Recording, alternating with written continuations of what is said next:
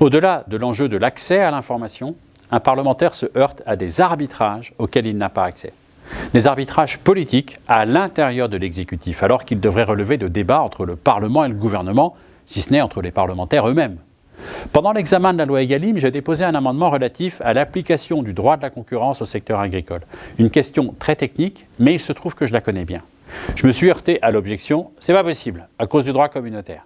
Comme je connais cette question, je ne me suis pas laissé intimider. Et je me suis battu pour que mon amendement, parfaitement compatible avec le droit communautaire, soit examiné. Il a même finalement été adopté, grâce au ministre. Mais il a fallu que j'argumente avec l'administration qui surveille l'application du droit de la concurrence. Or, dans cette confrontation, il n'a pas seulement été question du droit. Il a été question de considérations politiques. Je me suis battu avec des interlocuteurs qui faisaient valoir leur appréciation de l'économie agricole.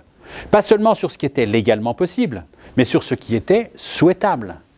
Or, ce n'étaient pas des adversaires politiques, c'étaient des agents de l'État.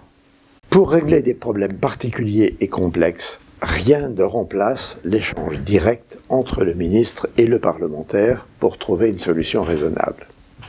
Le technocrate ne pensera qu'à une solution compliquée. Les politiques choisiront toujours la plus simple. Je l'avais vécu dans ma carrière, en tant que directeur d'interprofession ou de syndicat. Mais en tant que député, cela m'a effaré. On se trouve obligé de justifier ce qu'on pense en face de personnes qui n'ont pas de mandat pour s'y opposer. Il faut lutter contre des jugements d'opportunité sur ce qu'il est bon de faire ou de ne pas faire, qui ne sont pas rendus au sein de la sphère politique, mais au sein même de l'exécutif. Ce qui manque le plus au ministre, c'est le temps. Trop souvent, ce sont ses collaborateurs qui prennent les décisions en son nom. Et ce n'est pas toujours celles qu'il aurait prises lui-même. J'ai été ministre du budget, et pour être franc, en dessous du milliard, les arbitrages sont rendus souvent sans vous, mais en votre nom.